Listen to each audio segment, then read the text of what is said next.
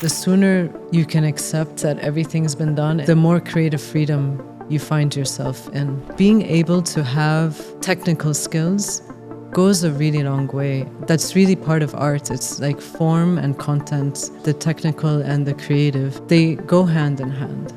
As a filmmaker, I feel this huge responsibility to represent. It's a huge honor when I'm able to, when I travel to different festivals, to talk about these stories. When you're creating, if there's no deadline, it will never end. You need to have a discipline.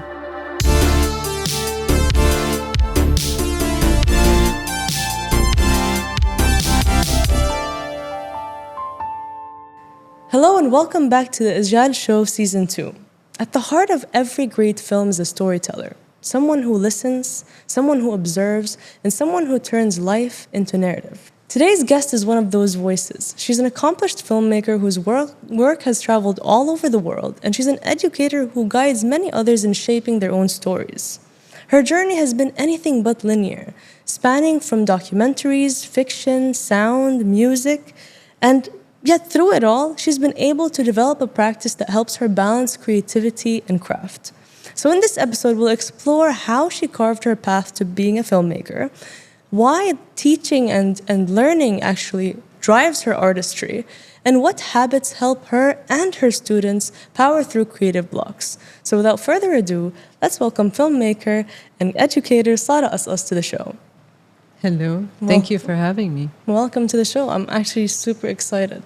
And usually when I sit with someone who's a creator, who makes things, my first thing to always ask is, what was that moment that really made you fall in love with making films?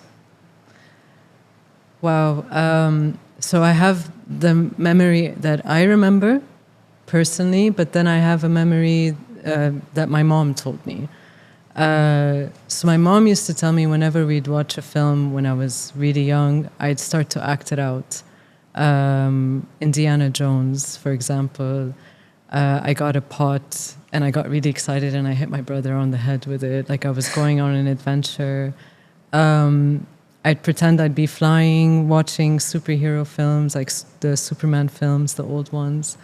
But really the memory that I remember is I just always wanted to make film. I was always fascinated with storytelling.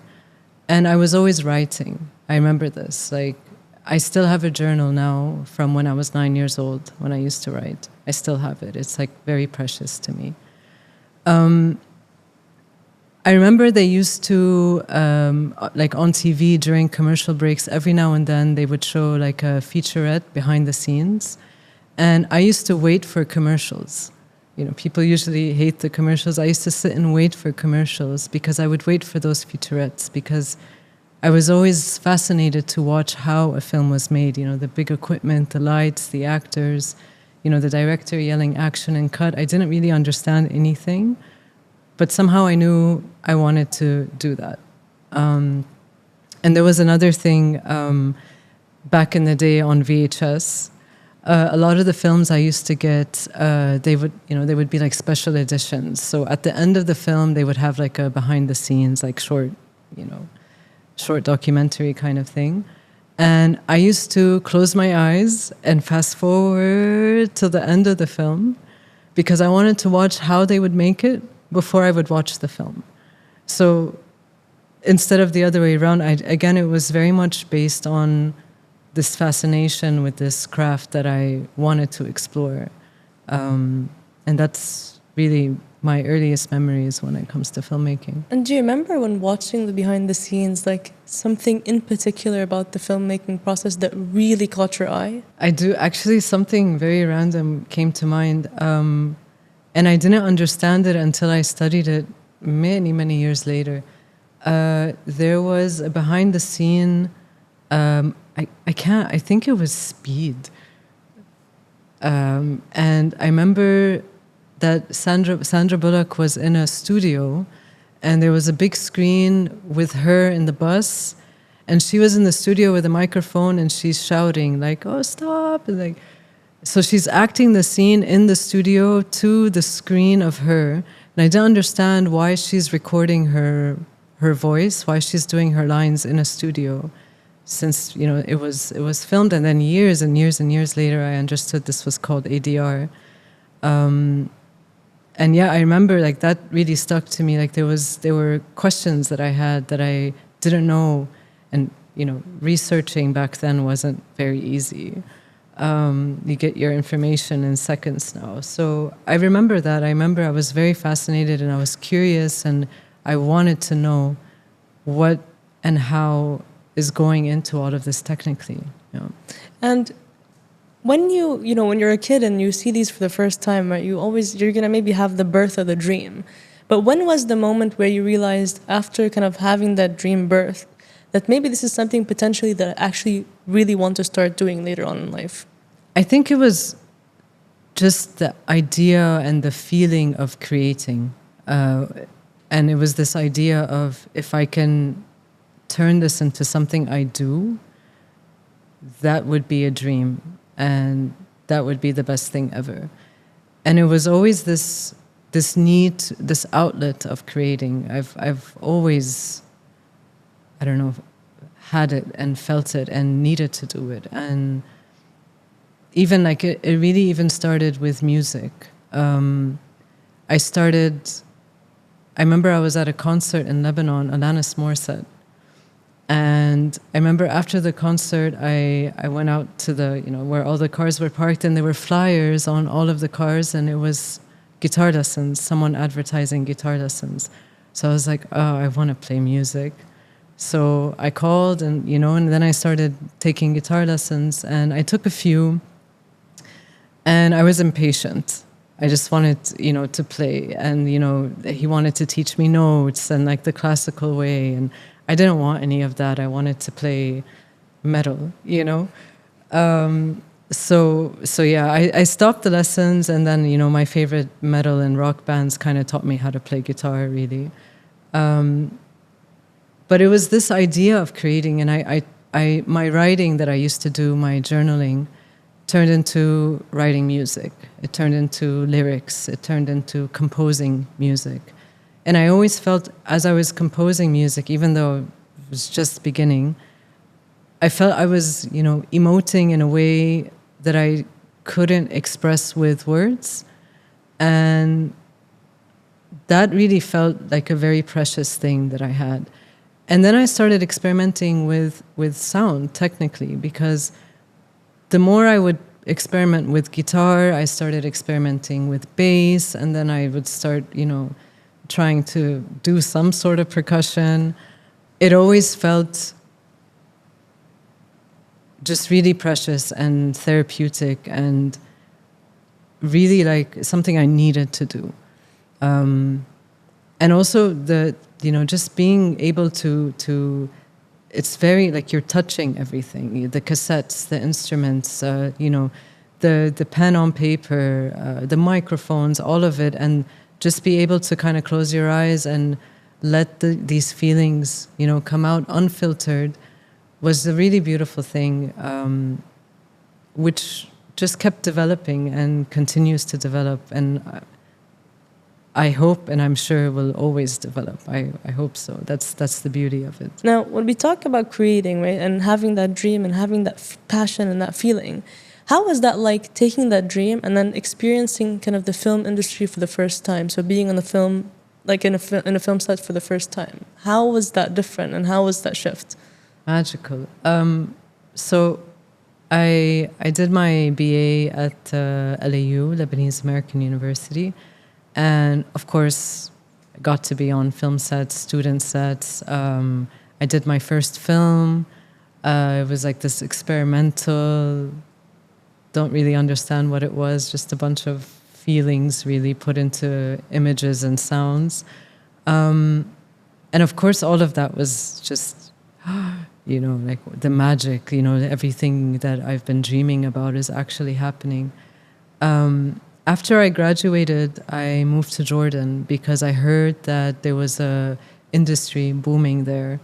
And it was. And I was lucky enough to work for a bit in the Royal Film Commission. And what was great about that job was, it's a hub. And everyone passes through. So I got to meet everyone, aspiring filmmakers, crew members, facilitators, educators. You know, I really got to meet everyone. And it was amazing because when I left the RFC, I had my connections and I immediately started working on set. And I would take, of course, like jobs for free just to kind of, you know, get into it. And, you know, I made this really big move, like to go to Jordan, really not knowing what's there. Because at LEU, you know, in Lebanon at the time, it was very TV-centric. So a lot of people were graduating and going straight to television, and I didn't want to do television. I wanted to make films. So that was, you know, I heard the rumor there's films happening in Jordan. I'm like, yeah, let's go figure it out. It was nice. I was young. You could do that when you're young. And then I got a really beautiful opportunity to work as a PA, a production assistant on Incendie, which was an Oscar-nominated film. And I learned so much on this film, so much. As a PA, I had asked my boss to keep moving me through departments, you know. So 1 week I'm with hair and makeup, 1 week I'm with sound, 1 week I'm with production. 1 week I was with craft services. Like they all had a schedule just to learn the system of how this kind of machine turns into one creative product, you know? And it was just an amazing experience. Like I left, when that film wrapped, I felt it was an entire education. And I was really lucky to be a PA on that film. Just starting my career, learning everything from amazing filmmakers, an amazing film. And and then I heard again a rumor that there was this school all the way in the south of Jordan called the Red Sea Institute of Cinematic Arts. It was a 2 years master's program. And I was like, okay, let's try, let's go. And I'm so grateful that I did. And it was this 2 year, I got my MFA in directing and sound.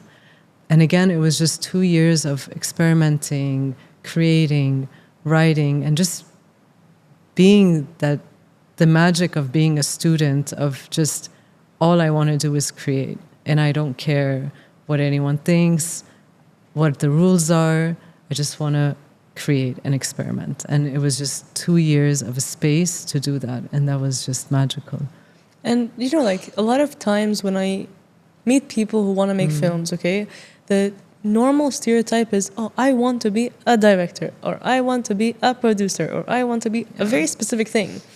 Did you feel like you had that? Like, did you have one particular thing that you wanted to do in film, or was it more like, okay, I want to try and dip my toes in different places and figure out what I really like? Yeah, I have so much to say about that. So, again, yeah, of course, everyone wants to be the creative. And of course, I've always wanted to do that. But at the same time, I felt without really knowing it at the time, but being able to have skills, like in crafts or like technical skills, goes a really long way. And actually, when I'm, as an educator, I always tell my students that, of course, you want to be directors and producers and writers, but you can't walk out of this university and become a director. It's very difficult, but you can walk out and start your career as a cinematographer or as an editor, and that is a really powerful thing. And it's really funny, for the longest time, when you graduate and you're doing a lot of things, like I remember once I was like, let me put like a signature in my email. And it was like, Sarah Kaskas, writer, director, editor, cinematographer, sound recordist, musician, you know, and it just kept going on and on and on. And it's a bit ridiculous, but it's like, but I can do all these things really. But then it's about understanding how you want to show yourself and where your actual strengths are. And sure, I can do a bunch of stuff, but those aren't my specialty. So it's really about understanding and valuing your strengths and where you can merge the technical and the creative. And I think that is a really powerful thing for people to do, because they go hand in hand. And that's really part of art. It's like form and content, you know, just merging, finding that beautiful balance between the two. So you mentioned kind of advising your students, and I kind of want to take it to kind of the full circle moment of maybe entering to study film and now coming back full circle and teaching. When did you realize that teaching was something that you wanted to do? And did it become as important as making films to you as well? Yes, absolutely. When I was in Jordan, you know, I was saying I got to meet so many people, and one of the tasks that I had at the RFC was to facilitate workshops. So I wasn't giving them, I was, you know, facilitating, getting, you know, who can give the workshop, doing the call outs, interviewing participants, you know, all these things. And until one day I was asked to give a workshop, like just to step in really randomly. And of course I got really nervous, and it was the intro to filmmaking. And I loved it. I loved it. I didn't know what I was doing. I didn't know if they were understanding me, not the material. I didn't know if I was saying the right things or if I was, you know, communicating clearly. I was very nervous. But at the same time, I felt that by repetition of what I know, I learned it all over again. And being around people that are learning, and the way that they're asking and looking at things with completely fresh eyes was really magical. It was like, okay, I can learn so much. And I pursued that, the teaching. And it was actually not very easy to segue into, you know, being an educator. It was actually a lot harder than getting films on set, getting jobs on set. The big thing for me was going back and teaching at LEU. So I went back and taught at the university that I was in. And that was incredible. That was an experience because, you know, seeing it as a student and then seeing it as faculty, you know, you see what was behind the closed doors and what goes into creating the material for the students. And things I started remembering myself as a student. I'm like, okay, now I understand why they were having a difficult time. But also how things changed over time. Other than the material and the equipment, just, you know, the access to information. I mean, we barely had. I mean, I remember it was like dial-up internet, and you had to wait all day, you know, just to kind of find an article and try to, you know, and you had to like bootleg things in order to watch them. And it was really difficult. And the access now is amazing, and which means they can learn more. So this idea of I needed a teacher to teach me how to use this software, you don't need that anymore. You know, YouTube can teach you. And I truly believe that. Like, just go online if you really want to learn software. Go online, take a few lessons, you got it. But let's talk about story and form and content and how to communicate your vision. Yeah, this is something we can talk about. And other than theory, it's really it's just a conversation. I can always draw from my experience and talk about things that happened, things that worked, where I succeeded, where I failed, and failure is very important. and also, share the stories with the students and hear their stories and what they want to say, and also just create a safe space for us to watch, and everyone, critiques and listens, and then we try again, that you can't do obviously online. And I love that. I love that this kind of, the modern way of learning, and now everything is digitized, kind of speeds up the process. Okay, we get all that aside, great.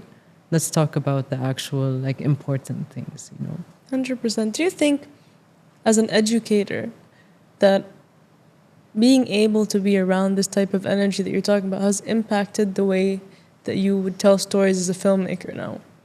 Yeah, definitely. Sometimes I have to challenge myself out of it, because sometimes it gets a bit too critical or analytical.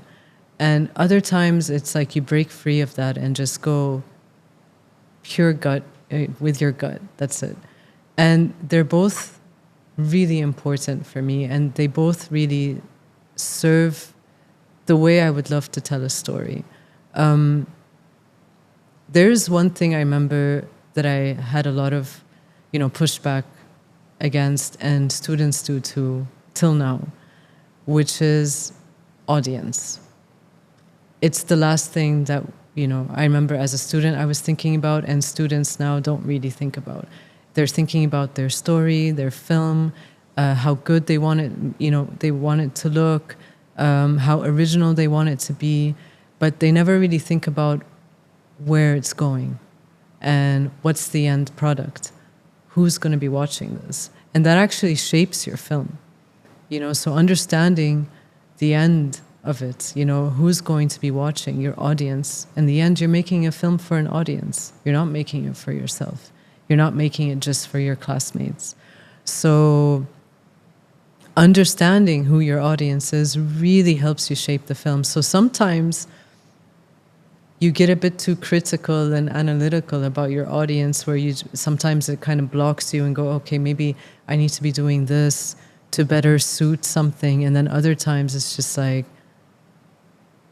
I'm free to do the form, knowing the general audience that I'm going to. And I feel that's one thing that plays in as an educator and a filmmaker, how they kind of fall into each other. So interesting. So you said you studied directing and sound. Yeah. At the very end. So I'm curious to hear, because I love music, and I love the fact that the beginning of your, let's call it the creative story, has music in it. And the thing you said, by the way, about just ditching the notes and learning the chords or just the basics to sing your songs, I definitely agree. I always say the same thing. But how was it actually being in the sound department for film after having already that passion in music? How different was it? Was it what you expected? Sound is invisible, and there's power in that. At the same time, when you are a recordist on set, you're invisible until you annoy someone. Okay. And usually everyone's blaming sound. And you are invisible because you're in a corner, you have your headphones on, you're actually hearing everything, and people forget that. And there's a lot of important things that happen there. And I always say, I was working professionally as a sound recordist for 11, 12 years. And during that time, I listened a lot. And I recorded documentaries, I recorded fiction, news, I recorded everything, live music.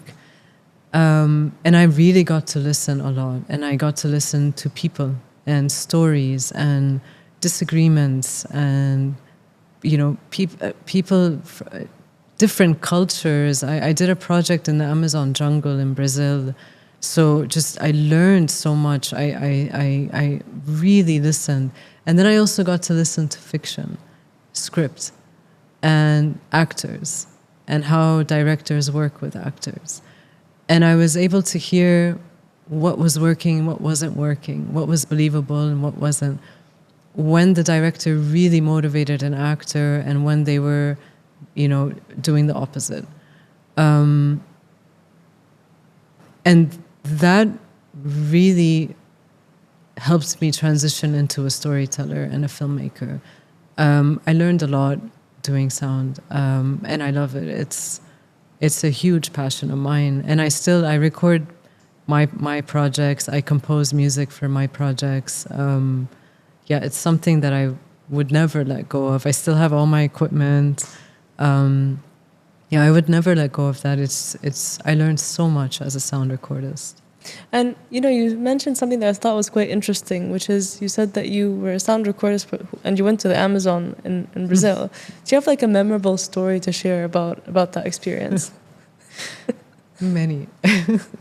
So I was recording sound and we were trekking through the jungle. And the way it happened safely, like they gave us training. So it was me and the cinematographer and the director and the contestants, the people that we were filming with. And the way that we have to walk safely in the jungle is that there's a guide in the beginning of the line, a guide in the center, and a guide at the end. And we have to walk in a straight line. So the guide in the beginning of the line, if he spots danger, he says, turn around. So what we're supposed to do is turn around, don't panic, turn around, and then the guide that's in the back of the line becomes the leader. And we just walk back, okay? So we're doing this walk in a straight line, and I'm somewhere in the middle, and then suddenly the leader, the guide, says, turn back. And everybody went. They just went, and they started running left and right. They ran everywhere. And I'm just standing there with my headphones. All I'm hearing is, like that. It was crazy. And everyone panicked and they did exactly what they weren't supposed to do. And I love that moment because it was pure panic. So I was the only one that just stood there because even the guides, they were running after them. So I was just standing there listening to screaming. And that was a very nice example also of like listening. I think I had a very unique experience because I was listening to people screaming. I was hearing people laughing. And I was also hearing the wireless systems drop out because they're so far away. Like, I lost connection, so it's like screams that are muffled and then they go and come. So it was really an experience. And given that you also have like played multiple hats in the film industry, would you say that there's something from sound recording that you learned that you take with you now wherever you go as, like, let's say, a director? Listening. Really listening. Even as a director, when I'm directing, I really listen, even if it's taking time, even if there's silence. I listen because you just have to wait and see what's going to happen, especially in a documentary. It's life. You can't rush it. You can't slow it down. You can't repeat it. It's happening in the moment. You have to be listening and be fearless with that, because sometimes you're listening to very difficult things, and you need to let that happen. I did a feature documentary called Underdown, and it explores 3 people living under the poverty line from different nationalities in different areas in Beirut, and they don't know each other, and what connects them is the corruption of Beirut and the country and the hardships that they're going through. I spent 5 years making that film. And the reason for that was it needed to take its time.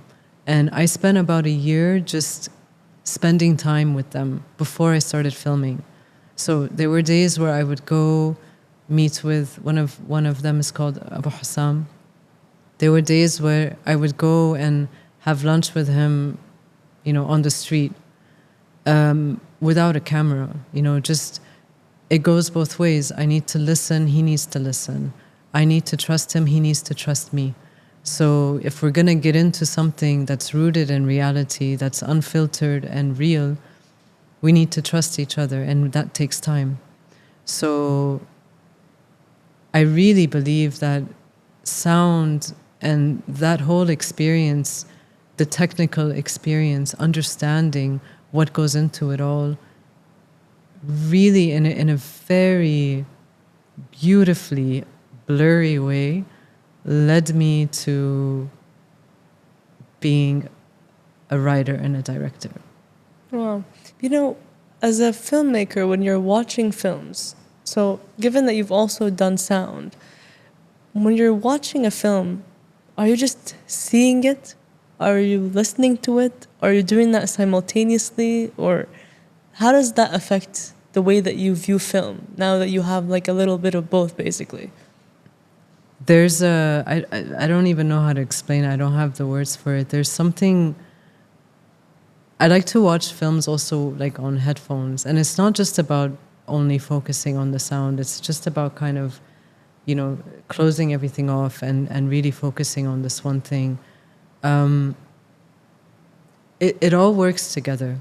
It really does when it comes to, the way it's filmed, the way the camera is moving, the actors, the music, the sound. It's just this kind of symphony, and I don't tend to pay more attention to one thing more than the other, even though I'm really into sound and music. I don't just pay attention to that. I feel, there's this really amazing thing. If you actually notice the sound, then it's overdone. You're not supposed to notice it.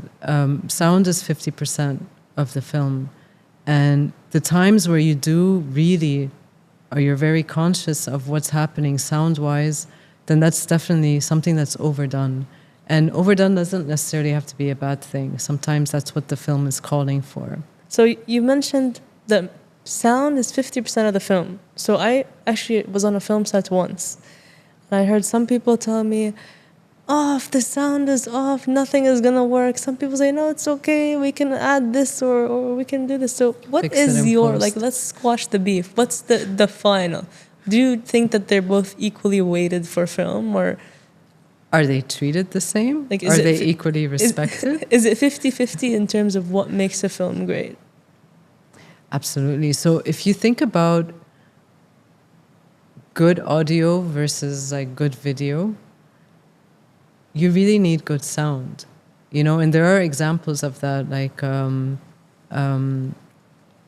those found footage horror films, like Paranormal Activity, and like or like even action, like Paranormal Activity or Blair Witch Project or anything like that.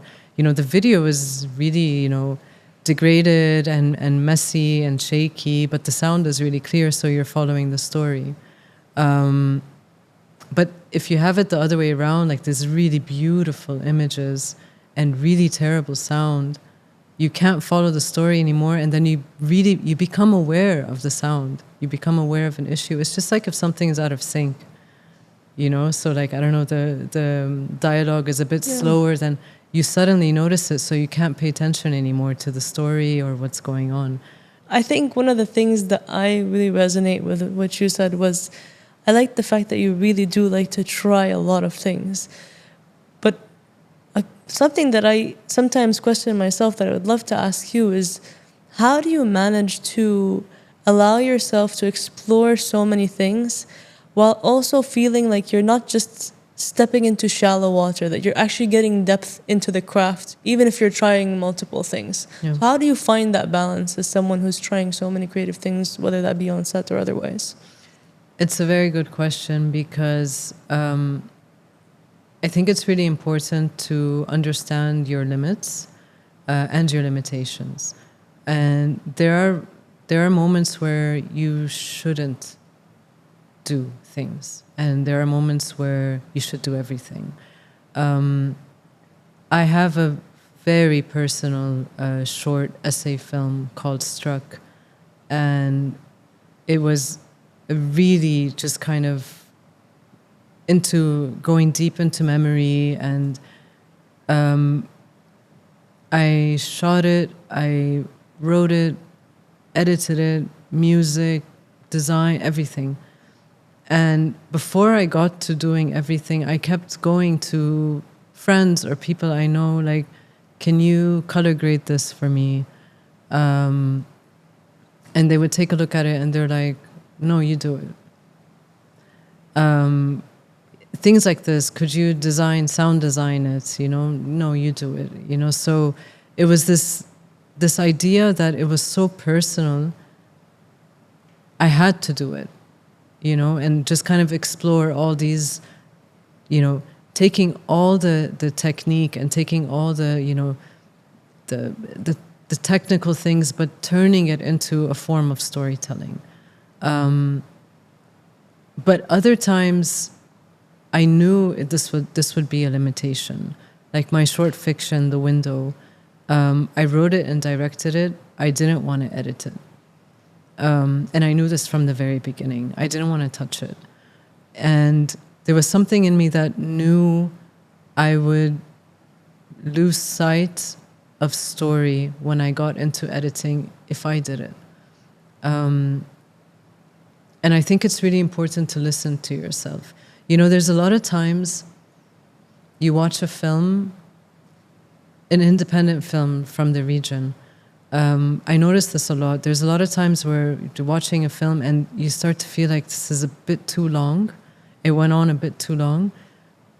I would say 95% of the time, it turns out that the editor is the director, or the editor is the cinematographer, and they just want to put all their shots in there. So a lot of times that happens. It's because it's really hard to let go of all the work that you've done. Underdown, my feature film, I spent 2 years editing. I was editing as I was filming. And by the time I was done filming, the last cut that I did was almost 3 hours long. And I couldn't remove a single frame. I couldn't. That was it. Like, that's the shortest I can make it. And that was the moment where, I listened to my gut. I'm like, I'm going to destroy this film if I get really stubborn and say, no, I want to edit it. So this is where I worked with an amazing editor. And he took it and he worked on what I made. And he cut it down to 72 minutes. Wow. Yeah. But I think it takes actually a lot of courage to kind of look at yourself in the eyes, basically, and say, okay, I need to step back. Or like, even if you have something that is really personal to you and you're like, oh, I really have this particular vision, but still trusting someone to kind of edit something like that. Yeah. And one of the things that I actually really did like about being on a film set, just that one time, was it is like a machine and cogs in a machine where everyone's relying on each other. And since we're talking about kind of that group nature, I heard that you have a production company called Courage Films, and I'd love to hear about how your experience kind of as like being kind of the founder of this production company differs to when you're actually dealing with the product directly through filmmaking. Yeah. So Courage Films, it's an independent, I like to call it a label. So it doesn't sound so business-like. So we focus on stories about marginalized communities and the perseverance and the struggles, but also, stories of survival. And when it started, it was really a way to, make the films that I was working on under this label, and start to build the name for Courage. And that's how it started. And it just became, Courage just became that thing that does these films that are, really for underrepresented voices. And it was really stuff I was doing for my films. And then I was able to produce a short documentary that was commissioned by The Guardian called Beirut Dreams in Color. And this was the first time that, Karaj took something that, wasn't one of the original productions. And this was an incredible experience and a really proud moment in my career, because it's a really important documentary, and it was nominated for an Emmy as well. So this was a really, proud moment, of course, as a filmmaker, as a producer, but also as a storyteller, because working on that film and working so closely with the director, he trusted me enough to look at some edits, to talk about the story, so. And I felt that responsibility, because a lot of it talks about, Lebanese stories. So I felt that responsibility to represent. And that was an amazing experience and very rewarding to, be on a film like that.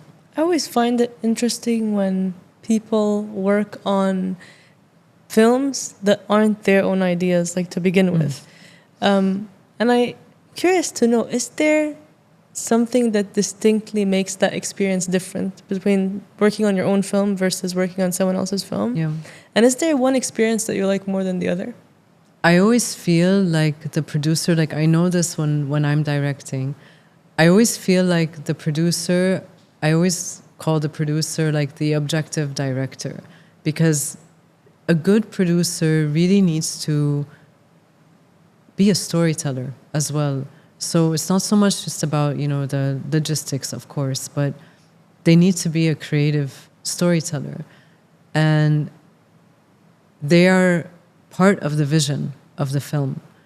And they are the ones that are able to see when the director is kind of, veering off or getting too much in their head. And, because it's really funny, you can be so, objective and, things need to be done this way. And a lot of times when you become the filmmaker or the director, you just lose sight and you do. I remember on The Window, there was a shot where the sun was there, and then the next shot, the sun was, there. And the DP was like, we need to stop filming, like we've lost the continuity. And I actually said, no, we can fix it in post. And that was the one thing that I'm like, no one should ever say fix it in post. And I said it. And I was like, oh, all the technology now, we can fix it. So sometimes you really lose sight. So that's just like a very simple example. But the producer is truly, for me, a very creative person that needs to, that the director fully trusts when it comes to the storytelling as well. And after all this time of making films and engaging with kind of different creative formats, do you find yourself having a pattern for types of stories that really inspire you? Have you found a pattern? Have you found something like, yes, like every single time I seem to be inspired by this? Yeah. And what could you share what that is? Yes. Definitely stories about the underrepresented, the underdogs, people living on the margins, and stories from Beirut. I just feel like that's really all I know what to talk about, and it just keeps going. It doesn't end, and there's just too much to talk about. Really, sometimes it's too much, and that is a challenge on its own. It's like, how do you, structure yourself and focus instead of, there's this tendency of wanting to cover everything, because in Beirut things happen way too fast, and it can get, over-consuming. So you just kind of want to talk about everything. So in the end, nothing makes sense. So really, those are the stories that I feel a responsibility to talk about. It's not just I want to talk about them, or Beirut is an inspiration, and it's also the cause of so many creative blocks, you know, so at the same time.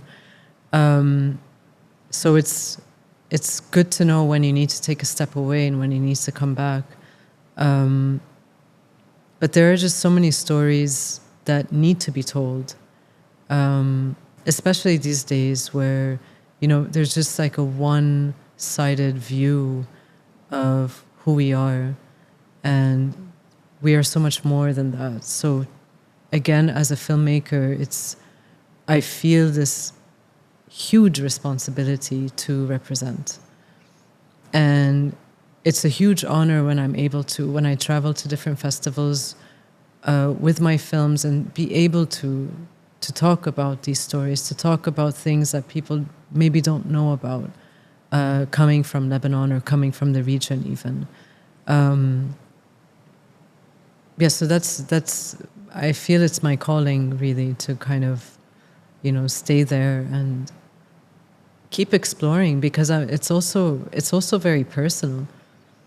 And I don't feel you can ever create something that's not personal, you know, whatever you do. So it is a lot of exploration, a lot of questions, trying to find the answers. And in a way, it's research. And that also really feeds into, you know, my work as an educator and as, you know, from the academic point of view, what I research to make my films is also what goes into my class, you know?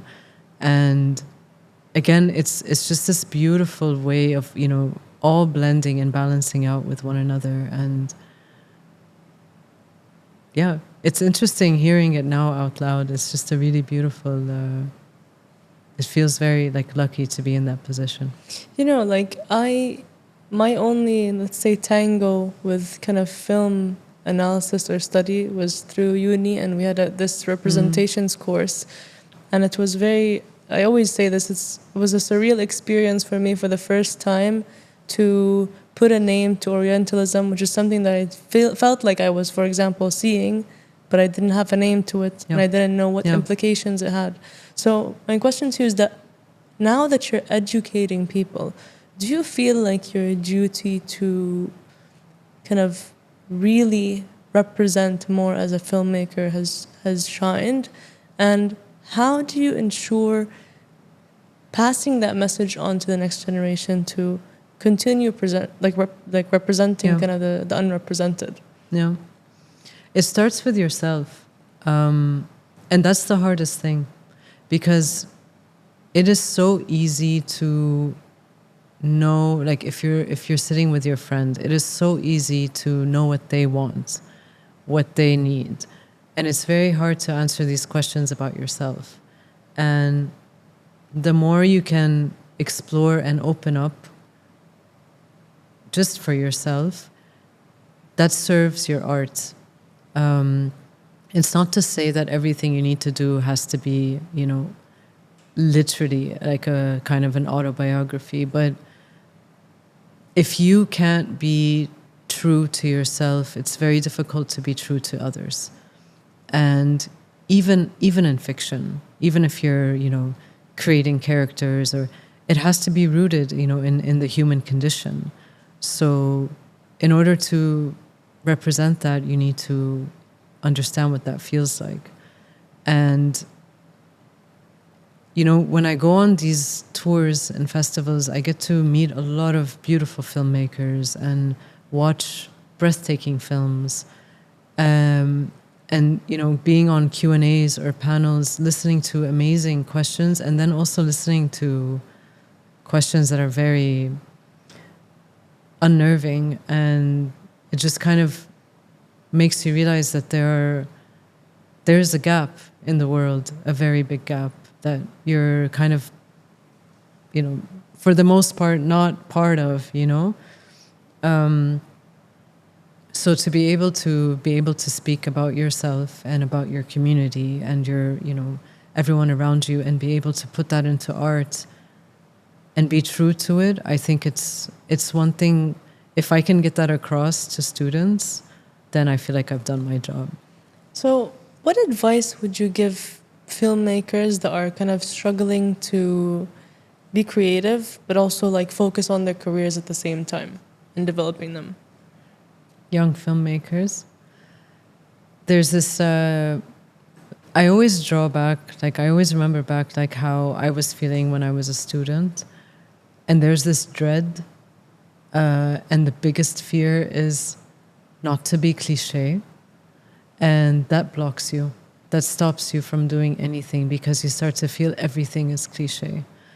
And the thing is, everything's been done. And the sooner you can accept that everything's been done and you will never do something brand new, the more creative freedom you find yourself in. You just kind of let go of that. And the thing is, even though everything's been done, you haven't done it yet. And your voice has not been heard yet. And that is what's original. It's you. So once you can let go of that fear of, being unoriginal or being cliche or all of those things, for me, that's the most creative moment. And I would say that. I would say, I always try to, tell my students that, like, let go, explore yourself. Don't be afraid of this kind of, I don't want to be cliche. Understand that your voice is what's original. And also learn a technical skill. That's the biggest advice I can give, finish university with a technical skill and a creative skill, of course. And would you say it's better for someone to focus on one thing and do it really, really well? Or maybe, like, for example, get a few technical skills under the belt, even if you've not maybe, let's say, mastered any of them? I'm gonna speak to that and answer based on where we're from. We don't have the healthiest, most vibrant filmmaking industry. And I feel as a result, sometimes you hustle. And if that means that you do a few things and you do them well, I think that's a strength. I've seen it a lot. Like I've seen students, for example, the simplest thing, let's go down to the most basic. You write and you direct. You write something and you direct it. You're doing two things and you're doing them well. And then I've seen, students maybe, sound design it or compose the music for it or edit it or anything like that. And this is a skill that they're building that they can leave with, And I think that's important. And I really think it's very difficult here, like where we're living, to just have that one specialty. And I think one of the privileges of being a creative person is being able to be inspired so frequently. But as with everything, there's always something on the other side, on the flip side. And as much as creatives get inspired, they also have a lot of moments where they feel like they're at a roadblock. And so I'd love to know, how do you combat kind of reaching a point where you're just, it's not happening, or it's just blocked? Yeah. How do you get out of that? Well, it happens often. It's a thing. I think it's, listen, for me, I think about it as a practice. You need to have a discipline. And creativity, okay, it's not just like this, free for all and, tra-la-la, whenever I'm feeling it, I'm feeling it. You need to have a discipline. And that's a paradox in its own way, because you're setting limits and structure to creativity, which is supposed to be, borderless and infinite and everything like that. So, but you need to have that discipline. And for me, it's a daily thing. You need to figure out how to contribute to your creative project or your creative muscle, let's say, daily.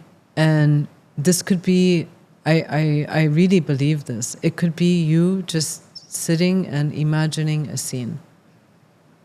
That's it. It's not that pressure, because when you're blocked, you have this pressure of, I'm not, there's no, product coming out. There's no output. I haven't written a sentence today, and that pressures you and makes it worse. So I think it's that idea where you can put that pressure aside and go back into your imagination and back into your feelings and explore your thoughts again, how it all started. I think that in itself is a creative output that helps you slowly break free of the dreaded block. And sometimes it's physical. Sometimes just go for a walk. And sometimes you don't need to do anything. Sometimes all you need to do is be horizontal and let the day pass. So I think all of it is very valid and ways to combat. I think the worst thing for a creative block is being aware and keep saying, I'm blocked, I'm blocked, I'm blocked. Because the more you say it, the more it becomes a static reality and there's nothing you can do about it anymore. Yep. So for me, it's not so much I'm blocked forever. It's just there is a reason for that's the thing. There's always a reason why you're feeling like stunted right now. And the idea is that you need to explore what that is. And once you figure what that is, you're no longer blocked. I really wanted to speak to the paradox you mentioned just a couple of minutes ago, which is this idea that, we do think that, creativity, oh my God, so spontaneous, let's do whenever and whenever. But as you said, there's a level of discipline that really sometimes needs to be there. And the first thing that comes to my mind when it comes to discipline, maybe because of also like me working in marketing, is something like deadlines and stuff like this. Do you think deadlines are like a helpful tool or a limiting tool in the creative process? They are the best thing for creativity for me, and I really believe that, because when you are, creating, you can be creating forever, and if there's no deadline, it will never end. I go back to, like, I'm thinking about the film I did, Underdown. I mean, it took 5 years. It wasn't because I didn't have a deadline. I mean, I was following a story, and that's how long it needed, with the editing and with everything. But deadlines made everything happen, because I had deadlines to apply for funding in the beginning. I had deadlines to apply to festivals. I had deadlines to, I'm hiring a crew. So based on my budget, I have a deadline, that we need to stop working on this film because I can't afford to pay you more. So all of these are deadlines, and they make you work. And I think they are the best thing. I think that in a very strange, another paradox, the more restricted you are, the more creative you are. It's very strange the way it works. I think it's like the creative equivalent of a survival's instinct. When you're super pressured and like you just feel like you just have to do it, and just suddenly comes it's out. also this idea, again, I did it as a student where it's like, they're trying to teach you script writing and there's structure. And I'm just like, oh, I don't want structure. I'm an artist. I don't need structure, Yes, you do. You really do. Because once you have structure, you're free. You're free within structure that makes sense, that's been set forever, So, yeah, it all goes into that, Now, curiosity, okay? For the most part, I think a lot of people use it as a driver for creativity. But then, first, do you think it is a true driver of creativity? That's one. And two, do you think also too much curiosity kills the cat, as they say? Or is there actually a limit that you should also put to your curiosity when you're actually exploring creative ideas? Well, I think curiosity, definitely, it's one of the sparks of what you do, like if you're starting a project. Curiosity kills the cat. I think you have to be smart about when to say, I'm good, it's enough. I think that's what's really important. And that's really hard because, and sometimes you're in situations that might be unsafe. And I don't only mean physically, I mean even psychologically. And I think that's where you need to create a boundary that's protecting you and protecting anyone you're working with. So I think that is the most important thing. Like, of course, you want to be curious, but you also need to be smart about your safety and the integrity of the story. You know, I'm gonna go back to Underdown. So one of the characters, he's struggling with substance abuse, and there were moments where I did feel I was in danger, like in a car, for example, driving under the influence. And it was a moment where, and we were filming when this happened, and I did have to say stop because now we don't feel safe. And that took a while. And all of this was filmed. And when I was editing, I tried to cut that all together. And immediately I was like, this doesn't serve the film. This is just exploitative. And it's showing this person in a really bad light. And it does nothing for the film except, you know, maybe be like a bit entertaining or like controversial, and that does nothing. And he's not a bad person. And this scene out of context can make him seem like a bad person. I think that's what's really important. And I remember when I was editing Underdown, the challenge was about what not to show, not what to show. And when to stop, you know, because there were many moments where you can kind of let something play out on an emotion, but then there's this moment where it's just like you're just exploiting at this point. So yeah, it's interesting to actually reach a point where you tell yourself, okay, I need to stop asking, let's say, more questions here because it doesn't kind of feed the purpose. And so to bring that back to where you are now teaching, is that what would you advise someone when they're coming to approach something creatively with their curious caps on? How do you kind of develop that sense to actually know when to stop asking questions sometimes, or when to say, okay, maybe it's better, as you said earlier, to give this to someone else? yeah. How do you develop that instinct? When you're in a loop, you know, there's this thing that happens because, you know, we're going through life, we're improvising. We're really improvising through life. And like, I'm teaching an acting class, and what I notice when you're improvising in a scene, you're not following a script. So a lot of times what would happen when you start to lose sight of your objective, and this is the same in life, when you start to lose sight of your objective, what you're actually trying to reach, you tend to keep repeating yourself, or maybe making the same decisions and the same, you know, just you're in a loop, you're stuck, and you keep looping until something makes you go another way, you know?